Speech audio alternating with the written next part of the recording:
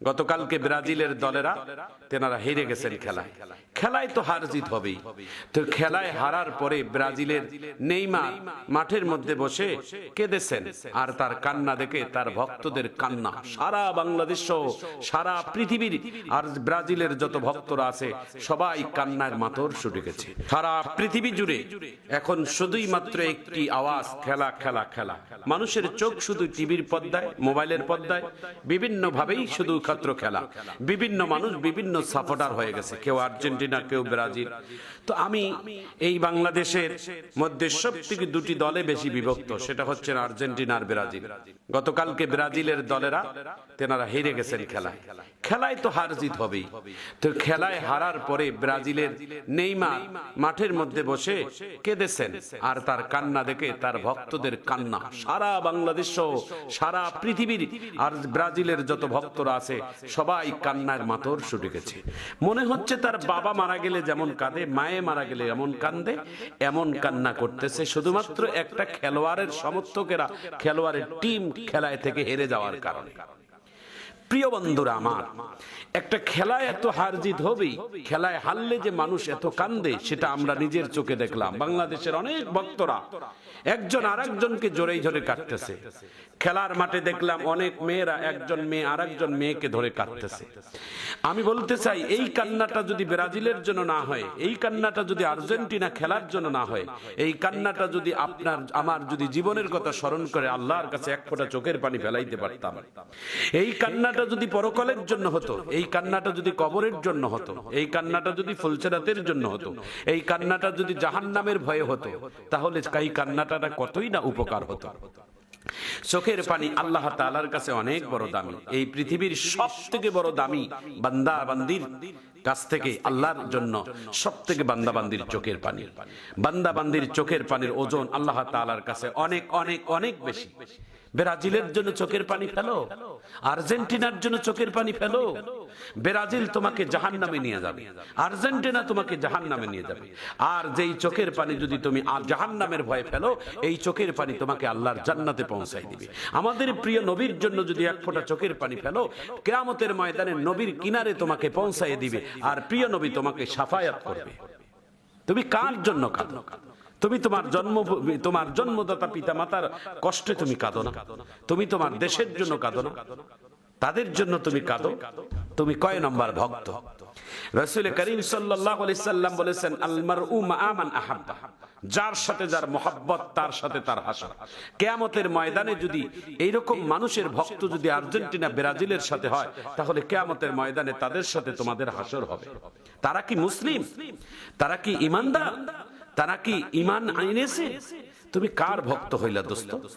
আমি তোমাদের উদ্দেশ্যে বলি, আল্লাহ তাআলা বান্দার চোখের পানির কত দাম আর বান্দার কান্নার কত দাম। আল্লাহ তাআলা কোরআনে বলছেন, ফালিয়াদহাকু কলিলাও ওয়ালিয়াবকু কাসীরা, তোমরা বেশি বেশি করে দুনিয়াতে কাঁদো, কম কম করে হাসো। কারণ যত বেশি তোমরা কাঁদবা আল্লাহর ভয়ে, জাহান্নামের ভয়ে, পরকালের ভয়ে, ফুলসেরাতের ভয়ে, হাসরের ভয়ে, তাইলে আল্লাহ তাআলা তোমাকে চির সুখের জায়গা আল্লাহ তাআলা জান্নাত দিবেন, যেখানে কোনো দুঃখ থাকবে না। আর দুনিয়াতে যদি তুমি বেশি হেসে নাও, তাহলে চির দুঃখের জায়গা তোমার জন্য সারা জীবন কাঁদা লাগবে জাহান্নামে। ও মুসলমান ভাইয়ারা, বলতে চেয়েছিলাম আল্লাহ তাআলার কাছে বান্দার চোখের পানির বড় কত দাম। কিয়ামতের ময়দান আল্লাহ তাআলা যেদিন হাসর কায়েম করবেন, কিয়ামতের ময়দানটাকে এত ভয়ঙ্কর বানাবেন, ইযা জুলজিলাতিল আরদু জিলজালাহা ওয়া আখরাজাতিল আরদু আথকালাহা। কিয়ামতের ময়দান এমন ভয়ঙ্কর হবে, এমন ভয়ঙ্কর, এমন আকৃতি আল্লাহ তাআলা বানিয়ে দিবেন, যেখানে কেউ কারো সাথে কিয়ামতের ময়দানে কথা বলবে না, কেউ কারো চেহারার দিকে তাকাবেন না। কিয়ামতের ময়দানে কারো শরীরের মধ্যে কাপড় থাকবে না।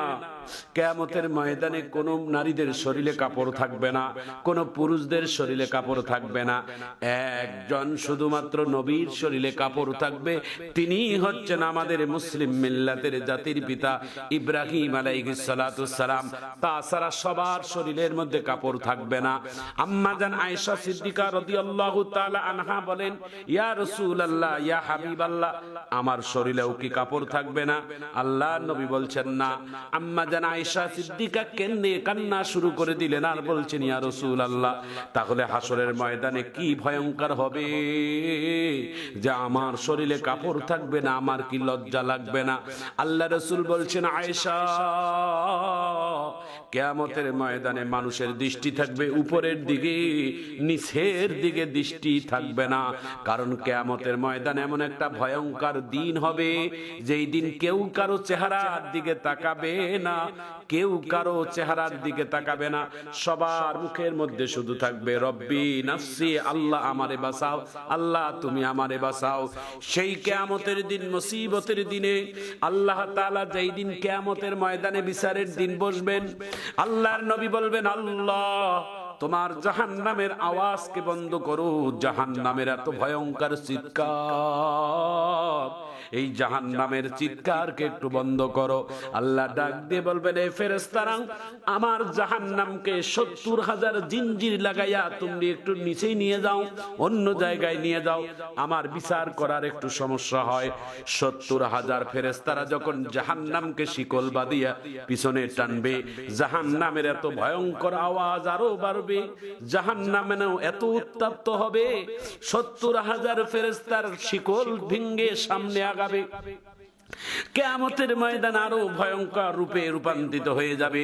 সবাই শুধু কান্নার আওয়াজ, চতুর্দিকে শুধুমাত্র ভয়ঙ্কর কান্না। আল্লাহ ডাক দিয়ে বলবেন, এই জাহান্নাম দ্বারা, এই ফেরেশতারা দ্বারা, আল্লাহ তাআলা কুদরতি হাতে এক ফোঁটা পানি জাহান্নামের ভিতরে ছিটাই দেওয়ার সঙ্গে সঙ্গে জাহান্নামের আওয়াজ বন্ধ হয়ে যাবে, জাহান্নামও নিচের মধ্যে চলে যাবে। আল্লাহর নবী বলবেন, আল্লাহ, জাহান্নামকে সরানোর জন্য তোমার বাহিনী ফেরেশতারা এত চেষ্টা করলো, পারলো না। আপনি এক ফোঁটা পানির দ্বারা গোটা জাহান্নামকে যেন ঠান্ডা করে দিলেন। এই পানিটা কিসের পানি আল্লাহ? এটা কি আবে হায়াতের পানি, নাকি জমজমের পানি, নাকি হাউজে কাউসারের পানি? আল্লাহ তাআলা ডাক দিয়ে বলবেন, হাবিব, এটা আবে হায়াতের পানিও না, এটা জমজমের পানিও না, এটা হাউজে কাউসারের পানিও না। এই পানি হলো আমার গুনাহগার বান্দার চোখের পানি। ও বন্ধু, এই চোখের পানি হবে আল্লাহর জন্য, এই চোখের পানি হবে জাহান্নামের আগুন নিবানোর জন্য, এই চোখের পানি হবে আমার আল্লাহর জান্নাতে যাওয়ার জন্য, এই চোখের পানি বাহির হবে আপনার আমার প্রিয় নবী। যেই দিন কিয়ামতের ময়দানে কেউ কাউকে চিনবে না, কেউ কারো পরিচয় দিবে না, সেই দিন আপনার আমার প্রিয় নবী যেন আমার পাশে এসে দাঁড়াইয়া একটা উম্মত বলে চিৎকার দেয়, এমন ভাগ্য যেন আপনার আমার নসিবে দান করে। তাহলে হবে আপনার আমার চোখের পানির মূল্য আল্লাহ তাআলার কাছে বেশি। ও বন্ধু, বাংলাদেশের যুবক যুবতীরা রে, তোমরা আর্জেন্টিনা ব্রাজিলের জন্য চোখের পানি ফেলাইও না। আর্জেন্টিনা ব্রাজিলের জন্য চোখের পানি ফেললে তোমার কোনো লাভ হবে না। তোমার চোখের পানি আসবে আল্লাহর জাহান্নামের ভয়, মৃত্যুর পরে কবরের সওয়াল জবাবের ভয়। ওই কবরের মধ্যে কি জবাব দিবা বন্ধু?